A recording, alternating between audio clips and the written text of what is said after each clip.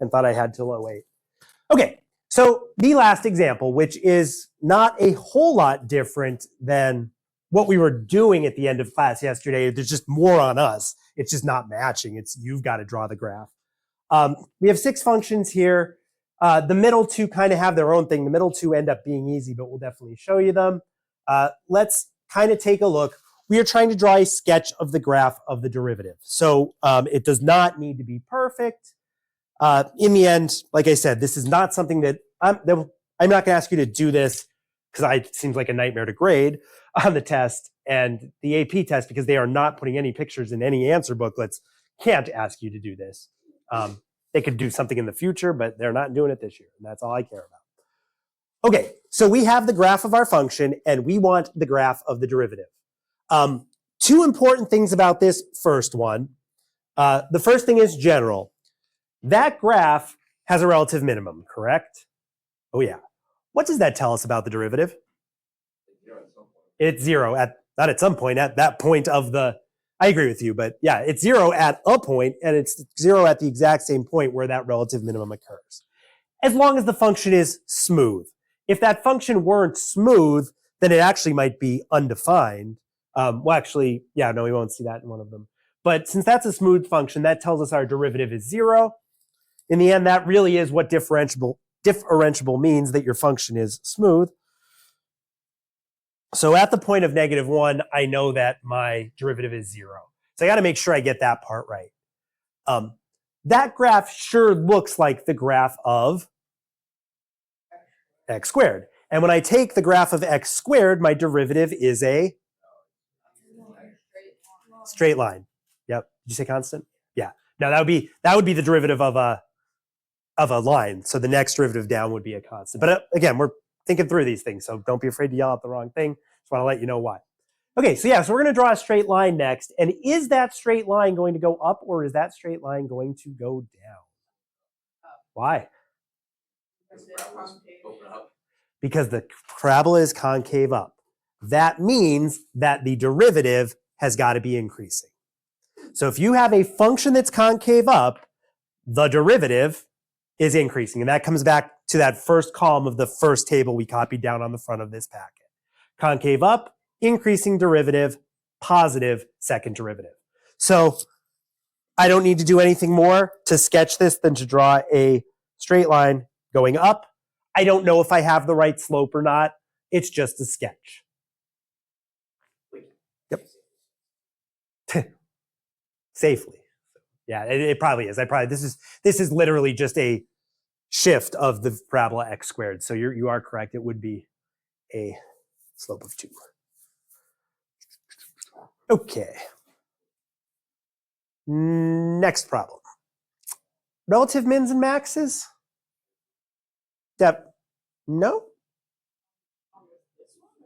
Going to the right. Yep. Yeah, it's not super defined, but we are increasing and then decreasing. So we do have a relative max. I made these graphs. I didn't steal them from somewhere else. So those relative mins and maxes are at -2 and 3. Not perfectly, some of them are more obvious than those, but that is the spot where it stops increasing and it starts decreasing. So our derivatives need to be 0 at both of those points. One strategy that we can do with these, yeah.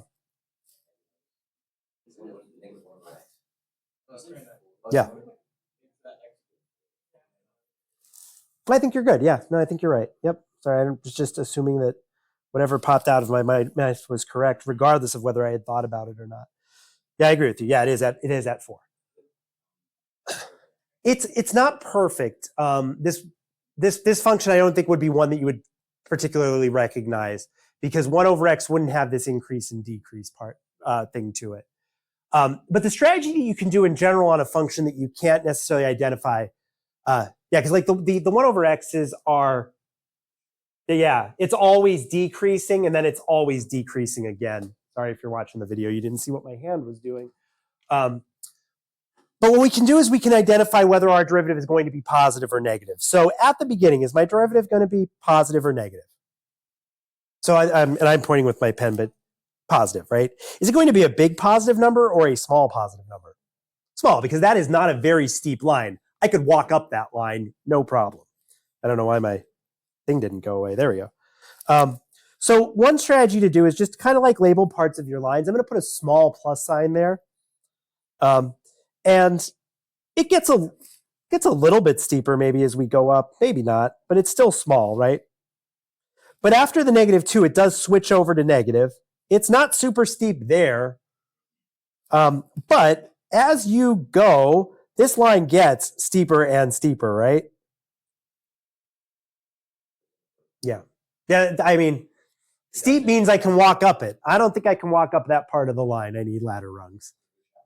Give it a shot, right? But it is decreasing, right?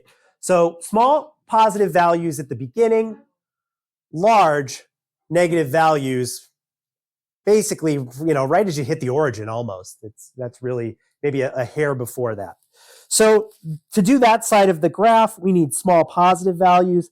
This actually looks a little bit more like a horizontal shift of 1 over x. So we're going to have to go down. We're still small, but we do get larger and larger as we hit.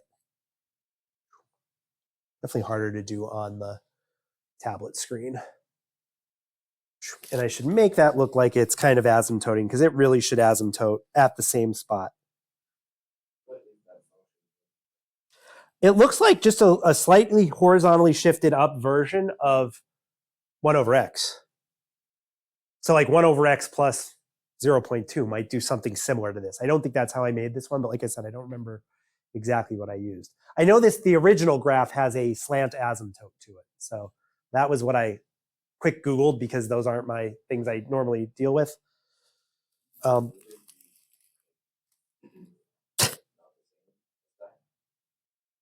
the derivative would not be the same. As what we're drawing. Why not? Because let's think, what's the derivative of 1 over x? But see, the function that we have is not the derivative of what we're drawing, but the integral of what we're drawing. Right. So if we take the derivative of the integral, yeah, the function we want to draw, right, should be the derivative of slightly shifted 1 over x. So yes, but so the problem is we don't know how to take the integral, and this vertically shifted 1 over x would be the integral of 1 over x would be actually, I got to shift my brain, ln x, but it would be ln x plus 1 over x. So it would be something different. So it'd actually be ln x plus 1 over x, which would be very similar to, ln x plus x. It's just a different, this is not what I want you to think about for this problem. If I knew what it was, I could probably answer you better. And I could answer you better once I just go back and look and see what I did to make that. But right now, this is what that derivative would look like because our function has small positive values up until it hits -2. Correct? And then after -2, those values turn negative. They're small for a little bit, but they get very big as they approach x equals 1. So that general shape of our graph, that's what we'd be looking to match if this were a matching problem. Okay? Along the other side, the same thing happens. Our values to the right of x equals +1, so right around here, are those big or small? Big. Positive or negative? Negative. So they're negative. They are getting smaller as they go down up until the point where they hit the part where the function is actually increasing and they become small positive values. So we end up with the same, I don't want to say mirror image, but the same idea going on over here. We should be big, we should be going to the x value, and we should remain small.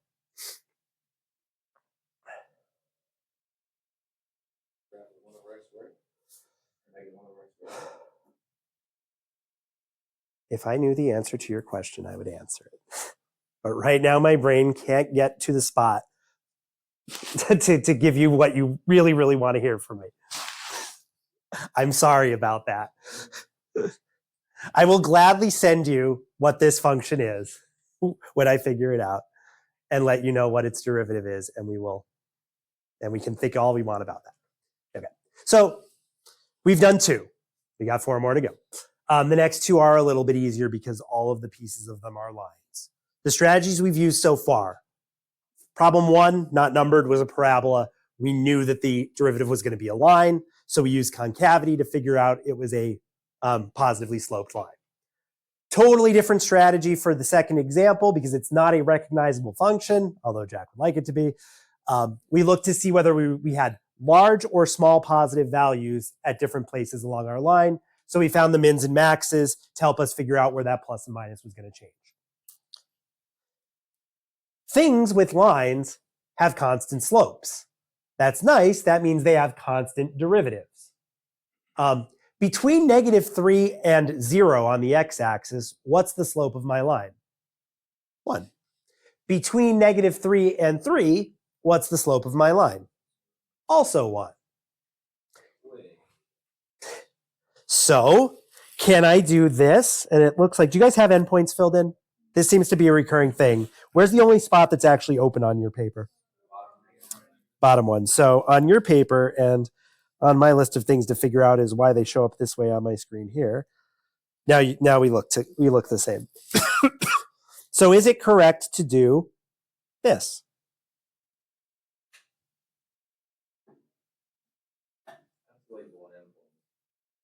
I agree with you. That is a technicality that we don't have to worry about at this point. But if we're not, if the line doesn't keep going, we shouldn't say it's differentiable there. But worry not about that part. Is there any spot where this function is not differentiable? In the middle. Where at? At 0, right? The function's not even continuous at x equals 0. So it would be incorrect to, yes. Yeah. So you need an open, yes. Yes, because it stops. Yeah, if it's not continuous, it's not differentiable. So that thing's derivative would be a straight line. As a matter of fact, Desmos wouldn't do that. Desmos might not even get that right. I'm not sure. It definitely wouldn't show it. And it might not even, I don't know. But yeah, that would be the correct derivative of that one with an open circle at the 0. And then, of course, open points at the end for kind of the same reason. The function isn't continuous past the 3. So, all right. Next one, I think, is just as, if not easier, because we're going to get different slopes along the way. Both endpoints are filled in on your paper, yes?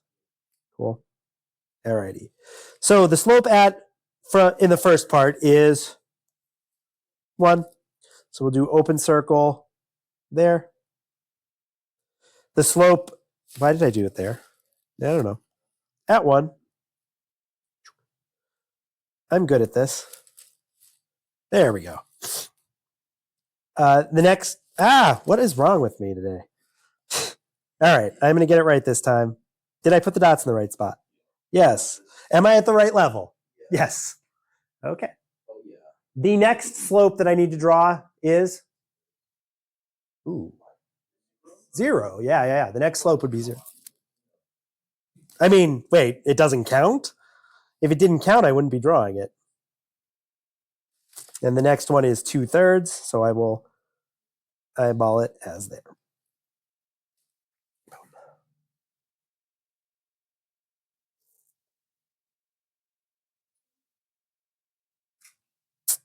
Endpoints should stay open just because the function isn't continuous. That won't be assessed on the AP test because different books do say different things there. And I think just not to complicate continuity, AP has just left the thinking about the endpoints out for differentiability and continuity. Okay, Jack, I can tell you that I believe that this function is 2/1 plus x squared. So this is 2 times the derivative of arctan. So its derivative, no, so yeah, actually we should get, but yeah. But we're going to use the same ideas we used on the top 2. We only have one relative extrema. That's at 0. So we're going to throw this here. And to the republic for which it stands, one nation, under God, indivisible, with liberty and justice for all. This one, on the other hand, is positive. all the way to the left. It gets bigger as you go along. I could probably do a better job of making these small. I didn't do a better job. And then it is negative on the other side. The next Blue Club meeting will be Tuesday, January 21st. Wednesday, January 22nd is the first day of the third quarter. All late to school are reset on January 22nd. Please remember that one more late to school in the market period will result in school. So this one's kind of an interesting one because it starts off small, it gets bigger, but then it flies down to 0, and then does the exact same thing on the other side. Are you a collector, outdoors enthusiast, or joining the armed forces after graduation? Small at the beginning, bigger, but then it drops to 0 really quickly. We did. This was one of the ones we didn't pick. This was one of our incorrect answers, I believe.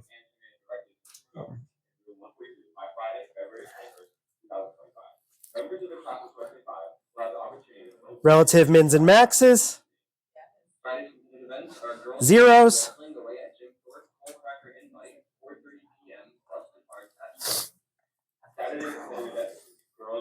Big negative. Small negative. Medium-sized positive along the way. Medium-sized negative along the way. Smaller positive. Bigger positive. This one's going to come up from the bottom, come up and over, come up and over, and go up. Should use a thicker pencil on this one. Very darker color.